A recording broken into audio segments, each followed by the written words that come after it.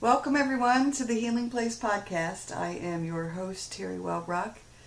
Excited to have you here with us, listening in, and also excited to have another wonderful guest. I will be doing some introductions in just a moment, but just wanted to welcome you here first to this space filled with motivation and inspiration and healing stories.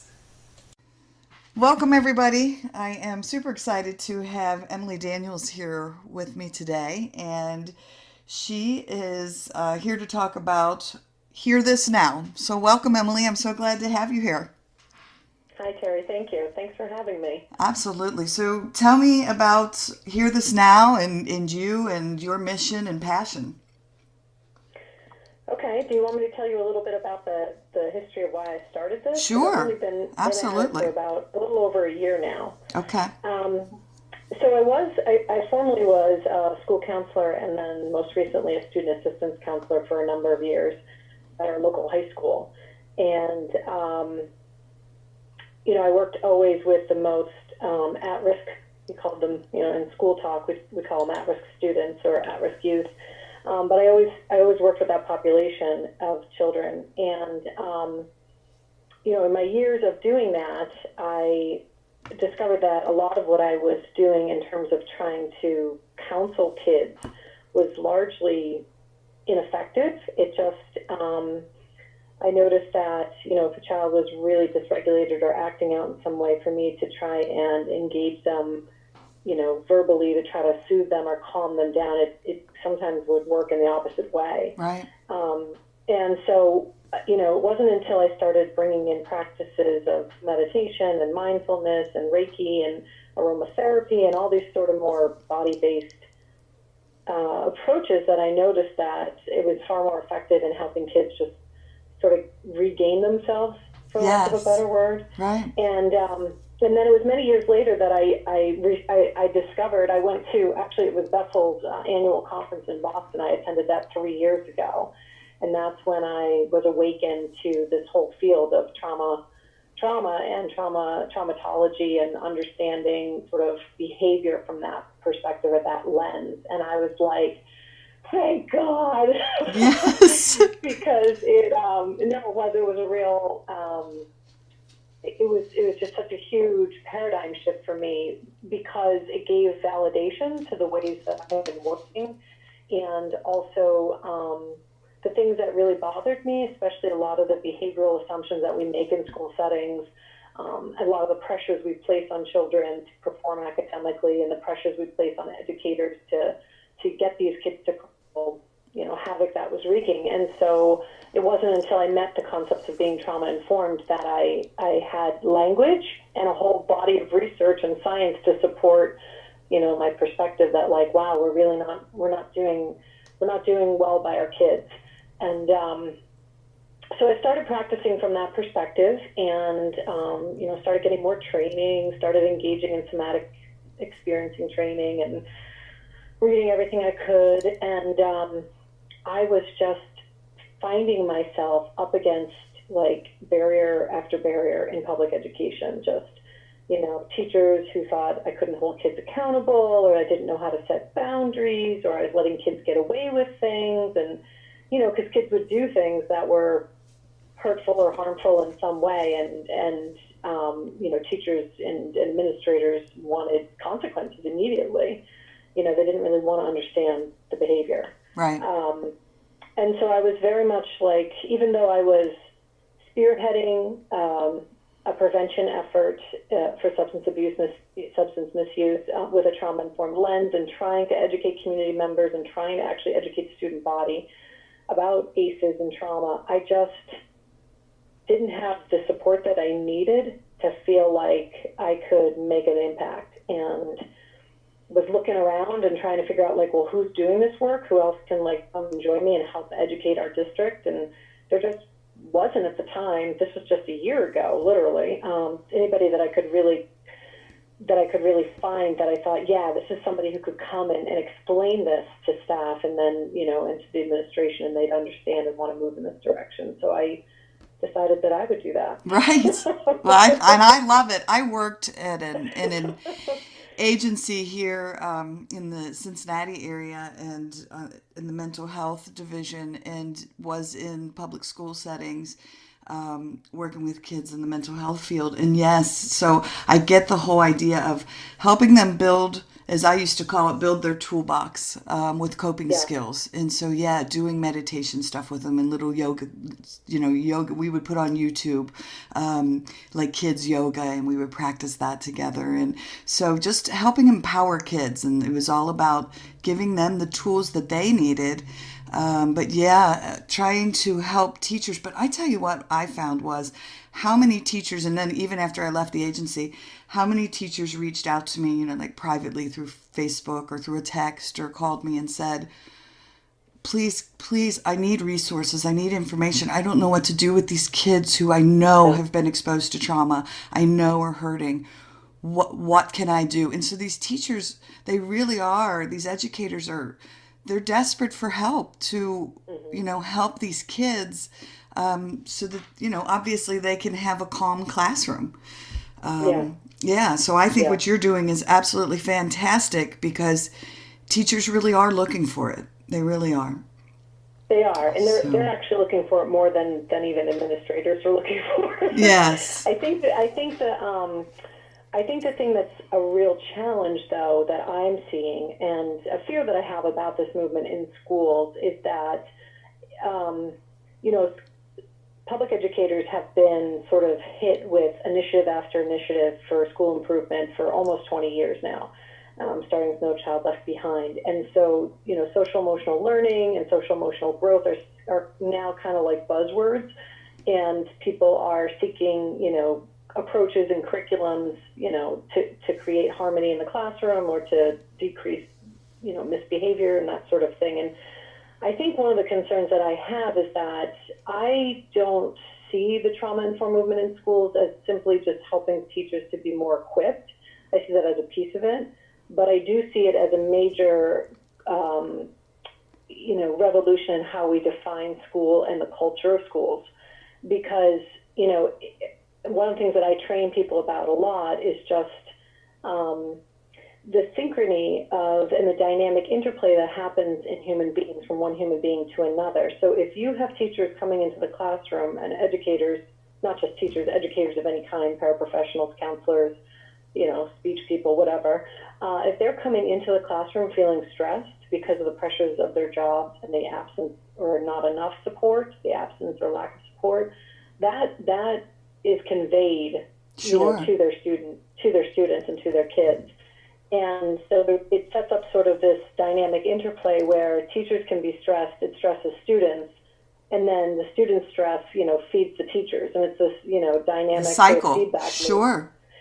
loop. And so unless we, kind of step back and say, we want students to perform well, what are the conditions we need to create in order to make that possible? And perhaps those conditions aren't about universal expectations of performance. And so that's a real challenge to our current structures of school. And I don't know that the general population the general public understands how much teachers are really expected to have all kids learning at the same rate and also achieving the same kinds of standard scores, making the same kind of academic gains, regardless of their individuality. You know what I'm saying? Yes. So, and that child's history and their current status of, are they coming into school hungry? Are they coming into, what's happening in their home? Yes. Yeah. Exactly. Yeah. None of that really matters, and it's not accounted for, meaning it doesn't serve as an excuse or a reason for why a child may underperform in school. So I think, part of what I'm trying to do is, in the work that I do now with HereThisNow, is to provide people with different conceptual frameworks for understanding what, real ideal conditions for learning would look like, and how you go about trying to bring that into your school, and what are examples of places that do that and do that well. I mean, obviously we're never going to have a perfect school, but we have just all of these simultaneous challenges, whether it's educator burnout or high turnover administration, or students that are acting out and underperforming. I mean, there's just like all of these different what I would say are symptoms of a broken system that needs some healing and needs some fixing. Absolutely. So I help people with that. Now, do you just work locally with local schools, or is this a program that that can be used nationally? Is it something? What is it that you offer? Yeah. So I do both. I have done work around the country in different places, and I also don't just do training with school districts. I also offer training to any public serving institution that is interested in either building their basic knowledge for understanding ACEs and trauma and its impact on human development or behavior, and also helping people to build capacity for systems change. Because what I'm describing about what's happening in education is also happening in healthcare, is also happening in mental health, is also happening in social services. So we've become a culture that's very much statistics and data. It's very mechanistic in its way in which it approaches the care of human beings, and it's not producing the results we want, and it's creating unintended consequences that I believe are pretty severe. So. I don't offer a program per se. I offer an approach to how you go about bringing about change with the human experience in mind. So it's a focus on understanding the nervous system and its role in human behavior, and it's focused on building connections between folks as you're trying to make change. So there's a lot of pieces to initiating and sustaining change in a system of any kind, and so I try to help folks with navigating that. Very cool. It is cool. Yeah, it is cool. I love it, and I think again, kudos to you for your initiative of starting this up and doing it, and I just think it's fantastic because, like we talked about before we started recording, the more that we work together to help bring awareness about ACEs and trauma and the impact that it has, not only on children, but then as adults, who have experienced trauma and carried it with them into the workforce. The better we'll be able to create a society that's compassionate and supportive. So, yeah. Yeah, and healthier. Yeah, oh my gosh. Yes, absolutely. One of the things, when I was reading your profile and I love is, you talk about how you incorporate mindfulness and Reiki, and you incorporate so many different, those are just the two that popped into my head only because I've used both. And so talk to me a little bit about, how you came to utilize these things and your thoughts on each of these tools that you use. Yeah. So I've really discovered those in my own personal journey of healing, and I'm someone who has an ACE score of 5 myself, and so I came to the work of working with children from my own desire to be that kind of caring adult for a kid. Yes, I'm right there with you. Yeah, my own lived experience in my own childhood, and so in my 20s, I was having and struggling with a lot of different physical manifestations of that adversity. I didn't know that at the time. I didn't actually know that until I went to a homeopath. But I had just classic symptoms of irritable bowel and lockjaw and TJM or whatever that's called, and even wart. He had suggested that I engage in some body-mind work, and this was 20 years ago, and so yoga was just sort of starting to become more commonplace, and so I started doing some yoga work, and the woman who led that, she was a Reiki master and also a very just energy-oriented person, and her name was Mary, and I loved her, and I felt like she was getting at healing at a different level. It wasn't just, had been in therapy for many years, talk therapy, which was beneficial for me, but it was not resulting in me healing my body, you know what I mean? Yes. Healing that stress response in my Right. body. So when I started, around the time that I started doing a lot of yoga and Reiki work and learning Reiki, I also was fortunate enough to be involved with a program that was a pilot program out of Penn, which was mindfulness-based stress reduction for teachers and educators. And so I kind of got all this training sort of around the same, you know, within a 3-year period of time. And it opened up a way of being that I guess in today's terms, I would say it exposed me to what it meant to be regulated in my body. Yes. And to have a feeling of being grounded and centered and calm. Yes. And I really didn't know what that was. Right. And so, Right. I mean, I know that sounds stupid. No, I so totally get it. I mean, I think the day that I learned how to be comfortable in my own body, I was like oh my God, like what is this? It was just so surreal for me because my norm had always been chaos. So yeah, Absolutely. I totally get it. Absolutely. I totally get it. I would describe my inner experience as like just like a constant buzzing. It was just like there was this humming and this buzzing. And I tended at that time especially to be drawn to others who buzzed at the same level that I did. Yes. And it was just this, you know, inner, you know, I now see it as my just sort of prolonged activated stress response. But back then I just thought I was high energy. And so anyways, I just felt like when I would work with children or I'd work with teachers who were feeling stressed, it was just like a natural thing. Like I just wanted to help them settle.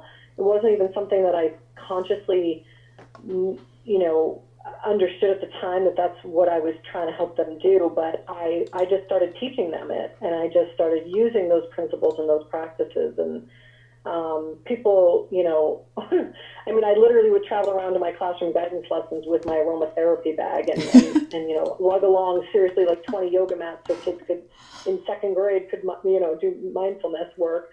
And people thought, I think people thought I was a total freak. I definitely got teased for it a fair amount, but people also, when they were feeling stressed, were like, "Oh, I should go talk to Miss Daniels." Right. You know, they knew that I had some kind of magic potion or some kind of magic something, and it wasn't really that I had magic. I just had practices that we don't typically have in our culture, and so, you know, and the most exciting thing for me is that the next thing that I'm really, one of the things I'm starting to get into now is, and I'm hoping to go study, is Qigong, because I just think that that's such an amazing form of fluid, you know, mindfulness and meditative movement. So I think that's the next big thing that's going to come too is understanding that. But it works really what is it again? Boys. It's Qigong, which is a form of Chinese movement meditation. Oh, very cool. Q-I and hyphen G-O-G-N, G-O-N-G. And probably the best known person here in our country is Lee Holden. But I was speaking to a woman the other day who's a trauma-informed practitioner, and she just finished training with him, and that's what she does with her clients now. And I'm like, oh my God, that's so awesome. Yeah, that's really awesome. I did it is. EMDR therapy, eye movement desensitization and reprocessing, but I just recently came across something called ART, accelerated resolution therapy, I think is what it is. And there's Did you say heart? ART, A-R-T, and I think it's accelerated resolution therapy, and it's similar to EMDR, but you rewrite things. And so I'm just now starting to research it, but I can't find a practitioner in like the greater Cincinnati area. And so I'm like, wow, I hope it catches on, because apparently it's like the next step above EMDR that even makes things like, you know, you process things in EMDR, but then it takes you to the next level. And I love all that. I've done, have you ever heard of Oponopono, Hawaiian healing? No. That was super cool too. I've practiced that. So again, I have this toolbox full of all these crazy, awesome, you know, stuff that I've tried in tapping or EFT, you know, emotional freedom therapy. I just think whatever works for, if we can give people these tools and then they can Absolutely. use them as needed. Absolutely. Yeah, fantastic. Very cool. No, it is. It really is. And one of the things that I've been working on over the last year, that I was hoping to have ready for distribution and actually for sale this fall, but I think it will be more like the winter, is an approach I've developed to trauma-informed teaching called the regulated classroom. And there are several contemplative practices that, like various sort of practices that I have gleaned from lots of different, thought leaders or different religious sects or whatnot, that are simple things that we can do, and that are really simple things that can be done right in a classroom setting, with teachers leading students, and primarily the purpose being that the teachers are trying to regulate themselves so that they can be available to co-regulate kids, or that kids can learn how to regulate themselves. And I think it's important for us to not only teach teachers these tools, or educators these tools, but also really encourage them and give them permission and give them encouragement to use them, and it's not just in the classroom, but like in staff meeting. Like, why not start staff meeting with a 5-minute, thymus thump? Yes. No. You know what I mean? Or a couple qigong movements, just to kind of get you transitioned and regulated for engaging your mind, So, and I think that's the exciting thing about this movement, is that I think it is making space and room for, we don't have to just rely on just talking about what's going on for us, or just medicate what's going on for us. Yes. There's other things that we can Right. do. Right. Well, and it's empowering to, I think when we help people understand that it's a form of self-empowerment, when you can take these tools and use them to, heal yourself, ground yourself, center yourself, empower yourself, however you want to look at it. I think it then helps people kind of embrace it a little more. I agree. Yeah. I agree. It's really good. 10 years ago, you're like a total freak. Yes. Well, heck, even like I say I experienced my shift. I had panic attacks for 25 years from my trauma history, and I experienced a shift in 2013. So even when I first started talking about it, when I first started talking about it and coming to terms with everything and bringing all these tools on was, 5 years ago, and even then putting it out like on Facebook. People didn't know what mindfulness was, or a lot of the things Reiki. What's Reiki? And so and I love it. I love it that it's being talked about, and again that we're starting to make it more out there for the public to consume. So what's your target audience? I mean, like, if you could reach as many people in the world, who do you want to reach? I think who I'm most trying to actually reach are the people who serve in a helping profession. So I don't necessarily, I do collaborate with other folks to try and reach, broad audiences that this impacts. Like I've done work with Dom around parenting survivors and that sort of thing, but that's not really my passion per se. My passion is more trying to reach those people who are trying to serve those who are suffering, because doing that work well is so important, in my opinion. You know what I mean? Like, being a teacher that's available to connect with a kid, or being a nurse that's available to connect with a patient, or being a mental health clinician available to connect meaningfully with their client. Those I just see those as huge mitigators of trauma. But in order to do that and to sustain doing that well, there needs to be a lot of care for those individuals, especially because a lot of us come into the work with pretty high ACE scores ourselves, which is why we want to do it. But it also makes us much more at risk for compassion fatigue and vicarious trauma and burnout. And so, there aren't a lot of people who talk about helping the helpers. And that's really who I want to reach. Oh, I think that is beautiful on so many levels. I mean, as a trauma survivor and as someone who's working in this field, because one of the things that I talk about with ACEs is that when people say, they hear my story and they go, oh my God, how did you, how do you smile? How do you survive? How do you radiate all this positive energy? And I said, and I truly go back to, there were certain anchors in my life, and they were people that were in those helper roles. My grandmother was helped raise us, and so she was a very powerful source. But I had a teacher in second grade that I truly say, if she had not been in my life, I was a very lost and very hurt, just a hurting little girl. And her actions were so simple, yet so powerful. And so, helping teachers and coaches and, like you said, nurses realize the impact they have on a child or a patient or whomever who has trauma history and who's hurting is incredibly powerful in that healing journey, in their resilience. And that's a big part of this ACEs thing is resilience. What you're doing is helping others to build resilience. Yeah, absolutely. To sustain their not only their desire, but their energy for the work. Yes. Definitely. I think it's huge. And I say that mainly because I didn't experience it. And so I was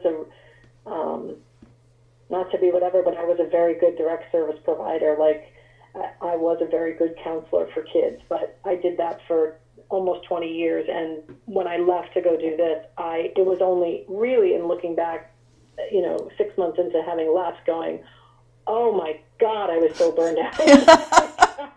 You know what I mean? I was so burned out, and I didn't even realize how bad that was until I was able to have some distance from it. And it's, I don't know that I'll ever go back to doing that kind of work again. Right. And so that's a shame. And I think that doesn't have to be the case for everybody. I think that others, systems change and shift to support all, not just a few. I think that we'll see, a lot change for everyone. So. Sure. Well, and that kind of leads us then into the next question of, are there any myths or facts that you want to clarify for people about, any of this? Oh. Yeah, I think one of the things that I had my, how funny, I'm holding one of my rocks in my hand. I have those, they're like a little stress, I'm so drawing a blank. And I got it at a healer. What are the crystal, like in the healing rocks, the healing stones. And so I had one in my hand, and so I'm sitting here and I have it in my hands, and I'm just kind of, utilizing it as we speak, and then I drop it on the desk, so it's like bang. So that's what that noise was. It's a sign of some kind. I don't know good or bad. It was this morning. I'm not even kidding when I say I emailed. I finally got up the kahunas to email Stephen Porges and basically beg him to let me be a slave for his work. I think that I am really passionate about trying to help folks understand what he calls the intervening variable in our behavioral assumptions about human behavior. So what I mean by that is that, oftentimes we think that people have an experience, they experience their environment, whatever that is, and then they have a response to it. And so if you change the environment or the stimulus in behavioral terms, then you'll change the response. And so this is what we do to entice children to behave. We'll say, do these things like I asked you to, and I'll give you a lollipop, or I'll give you a sticker, or I'll give you a point, or whatever it is. And one of the things that Porges is really trying to help people understand is that there is an intervening variable that he calls the physiological state. So, there is stimulus in the environment, there's experiences in the environment, there's cues in the environment, and then something happens in the body, and then behavior, occurs or whatnot. And I don't think people give that enough. There's way too much emphasis still on the power of the mind to overcome everything. Right. And there's not enough. And I also worry about there being too much then emphasis on the brain with this movement, that the brain is everything. And so, because we are very complex beings, and I do believe we're energetic beings and social, spiritual beings and soulful beings, and we have bodies, these are our vessels. And so trying to help bring more of that wholeness into the conversation as opposed to just, and I think that's why I struggle with the language of resilience, because a lot of people think resilience is, or define resilience as grit or perseverance or just getting through. And it's like, a lot of us just get through, but that doesn't mean we're doing well. Right. We can get through. And not only that, but I feel like there can be a component of judgment. You know what I mean? Like if somebody called me today and said your son was hit and killed, I would be in my closet. Like I would, all resilience that I have and my capacity to cope would be completely diminished and scorched in that moment, because that is a life-altering trauma. And, it doesn't mean that I'm not a resilient person. It just means that I might need time to rebuild my life. You know what I mean? Yes, so right. I think that piece of just understanding that there's more happening than just what we are thinking about, or that conscious process, that, people aren't all just making bad choices. They may not feel safe, and they may not feel safe in their bodies, and the environment may make their bodies feel unsafe. And that's, they're just sort of reacting to that. Sure. And it can be benign things, which is what, I like to say. What may seem like just like a no big deal kind of thing for the majority of children in a classroom, or for one in particular person, can be huge. Again, my trauma, all of a sudden I was terrified of driving on the highway, and it was like, where is this coming from? Like, it was just, it can be something very benign. And so it's about figuring out the triggers for kiddos. And yeah, absolutely. Yeah. Absolutely. And recognizing that most behavior is not some kind of conscious manipulation. You know what I mean? Most challenging behavior, or people freaking out, is not because they're plotting, I'm going to just totally wreck your world right now with my behavior. Right. You know what I mean? They're reacting in that moment. So anyways, that was kind of just a lot of, no. I could go on forever about those things I just mentioned, but I am really passionate about people understanding polyvagal theory and how that applies to our understanding of human behavior, especially in schools. Right. So, now, what's your thoughts on brain plasticity? I mean, have you researched much about that? Yeah, and I mean, I think that, it's the hope that we have, that we, it's partly what we were talking about earlier with all those, contemplative practices, is that, we know that can help to heal and create new connections in the brain and new pathways. And so that means that healing is possible for any of us at any point in time. Does that mean I think it doesn't mean we shouldn't be trying to help young children who experience trauma, because that's the best time to reach them. Yes. But in terms of their neuroplasticity, but I think that growth is possible anytime in life. Sure. Absolutely. And I'm right on board with that. I agree with you. Yes. Yep. So what resources have you utilized? I mean, is there anything in particular that has helped you, or any practitioner that has really, that you're super on board with? Yeah. I mean, I definitely come from the somatic camp, so I'm big into Peter Levine's work and Bessel van der Kolk's and Pat Ogden's work, and they're not necessarily sort of the more mainstream folks that you hear about. I think they're becoming more so that way. Stephen Porges' work, and that's sort of my orientation. I don't really care that much for Dan Siegel, honestly, which makes people go what? But to me, he's still too much tied to this idea of consciousness and that you can just sort of hit the pause button before you react. And I do believe that, if you've had a lot of healing and you've recalibrated your stress response, you can do that, but that's not often possible especially for kids. Right. I would say that those folks are the ones that, I really appreciated Heather Forbes' work when I first read her stuff, because she was the first person in the realm of education or speaking about education and children, that was sort of tying some of those principles of understanding body regulation and misbehavior in children. So her work, I think, is helpful too, to some degree. but yeah, I don't see a lot of authors yet coming out of the education realm that I think, yeah, that person's really speaking to what I'm talking about here. I'm usually more reading people that are of the clinical realm and trying to apply their experiences to what my experiences were in public education. All right, well, you need to write a book now, right? Well, I have toyed with that idea. I Yeah. do blog often. I do blog, and I do post my blog on ACES Connection and on Facebook and that kind of thing.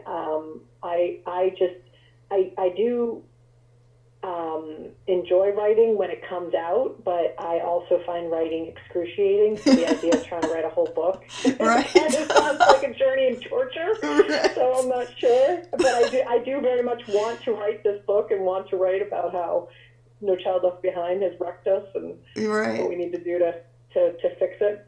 But yeah, we'll see. I don't know. We'll see. Yeah. I'm sure at some point somebody will write this book. It's not, I know that I'm not alone in how I see these things, and somebody else who's a far better writer and it comes more easily to them could write this story. So I know. hope they do. I blog and I'm a writer, and I feel like I've been writing my book. It's been in action for, gosh, seems like forever, but yeah, finally got a book proposal done. But yeah, it's sometimes I just it does seem like, oh, why this is a lot.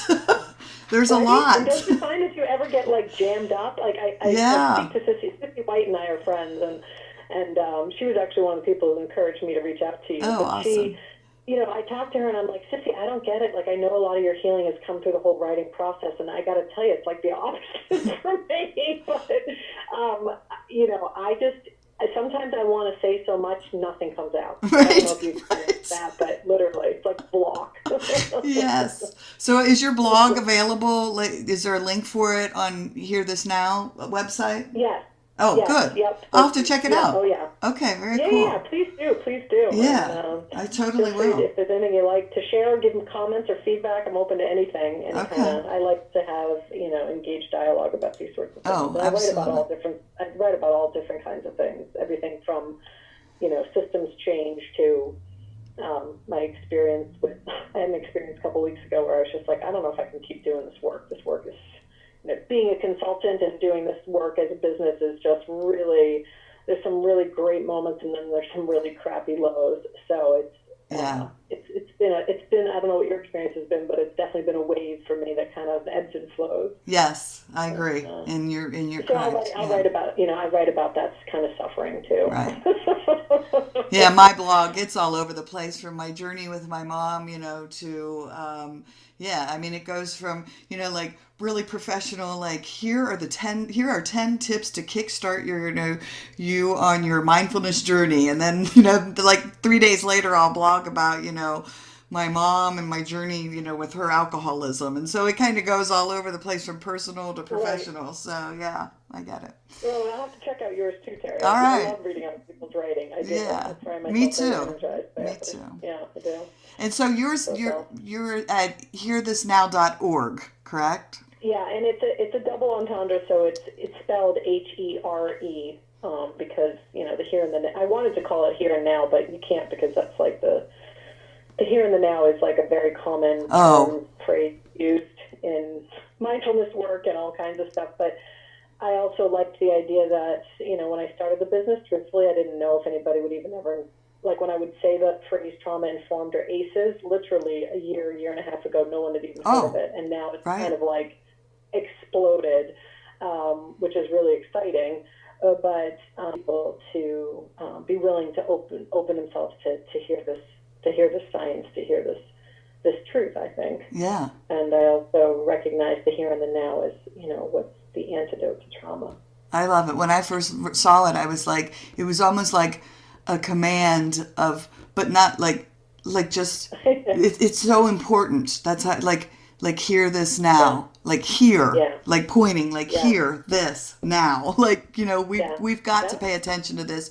We've got to do something about this because there are so many kids hurting. Yeah, and so very So many cool. people hurting, yes. And so many That's people exactly, hurting. you got it. I'm glad you Yes, got it. That's I what I was did. looking for. Yeah, well, good, good. All right, my big question that I love to throw at people, and I don't know if I sent you the questions beforehand, so you might have had a little prep work for it, but it's just one of my favorite questions to throw at people because I love the answers that I get. But if you could meet anyone in the world, dead or alive, who could help you with your journey, who would it be?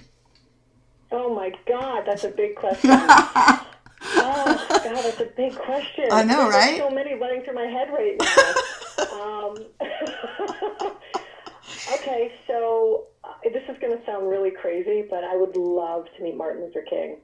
He has been like in my consciousness since I was a little girl, and I have no idea why, Oh, but he has, and I that's sort of feel like cool. he's a spiritual guide of mine. I really do. And in many ways, I feel like the trauma-informed movement is the civil rights movement of our time. So, That's yeah, even to say beautiful. that makes me kind of choked up. But I Yeah. would love to sit with that man and hear, how did he do it? How did he keep saying love is the answer when people were being killed and terrorized? And I mean, he's just amazing. So I would do anything to sit with him for a cup of coffee and hear his Wow. wisdom. What a powerful, beautiful answer. I love it. Oh, thank you. Yeah, very cool. Yeah, All right. And then final question for you. sure. What is your dream job and are you doing it? I am doing it. I am doing it. And I feel like I'm the luckiest person, which is probably why I also freak out too. Like, oh my God, can I really do this? I want to grow this business into much more than just, me. Yeah. And so that is my dream. It's literally my dream. And even starting my own business has been a dream that I've had. I came from an entrepreneurial father and have entrepreneurial brothers, and I've always wanted to have a business of my own, but I wanted to be a social entrepreneur. So I wanted to use business as a vehicle for social change. So that's what I'm trying to accomplish with this work, but I want it to grow much bigger than Yes. me. So I hope I can do that. Yeah. That would be a dream come true. But Well, I'm doing this, which right now is pretty freaking amazing. yeah. I'm That I cheering can do you this work for a on. living right now. Yeah, I think Yeah. it's fantastic. Again, big kudos to you.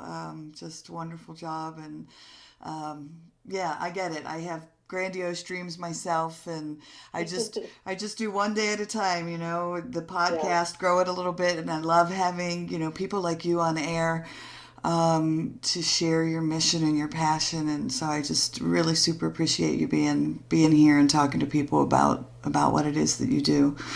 So Thank you, Teri. Thank you. how can people get a hold of you? And any last things that you want to talk about, need to talk about? Sure. Go So for it. I invite people to reach out to me through my website if they're interested, which is HereThisNow.org. So it's HereThisNow.org. I'm also on ACES Connection. I'm on there pretty frequently, and so people can reach out to me through that, which has been really a wonderful platform. I've Oh, connected with so many amazing me people through this too. last year. I love it. It's amazing. It is I live for amazing. ACES Connection. Thank God it existed. Yeah. Or Facebook. I'm also on Facebook. I'm also on Twitter. Here This Now is on both places, so I do correspond with folks that way. I have an upcoming offering with Laura Kane, who is my counterpart on the West Coast in LA. She actually designed the pilot for Kaiser Permanente, who, of course, was the Oh yeah. the Aces. ACEs study. Yeah. So they had Laura design for them the first trauma-informed schools pilot that they've funded. Is now in 20 schools across the country. So Laura and I have collaborated to bring a really nice retreat-style training about how to. It's called Trauma-Informed Schools 2.0, and we're hosting that here in New Hampshire, October 21st through the 24th. And the intention of it is to provide both like a retreat experience for folks that attend, with a lot of trauma-informed principles embedded right into how we do the training, but it will also be sort of like big picture pieces and nuts and bolts of how do you help a school, how do you, as a trauma-informed schools champion, bring this movement to your school and spread it. What are the pieces of it? What do you need to Wow. understand it? Yeah, so I'm super excited. Yeah. Laura and I are really, really, it's really fun to work with her. She's like yeah, she's great. So it's just, I'm excited about that to be able to do that work with her. So if folks are interested in that offering, check it out. It's on my website, and so are a bunch of my other upcoming trainings and workshops, Okay. like the regulated classroom and learning to build a trauma-informed system. People can find all of that on the website as well. Wonderful. All right. Well, fantastic. Thank you so much, Teri. What an honor. Thank you. Oh my gosh, thank you. It's just been amazing, and I could probably just sit and talk to you for hours, and because that'd be great. I get it, and I love it, and again, keep up the great work, and I'm just I love what you're doing. So thank you. Thank you, everyone, for joining us today, and until next time, be gentle with yourselves.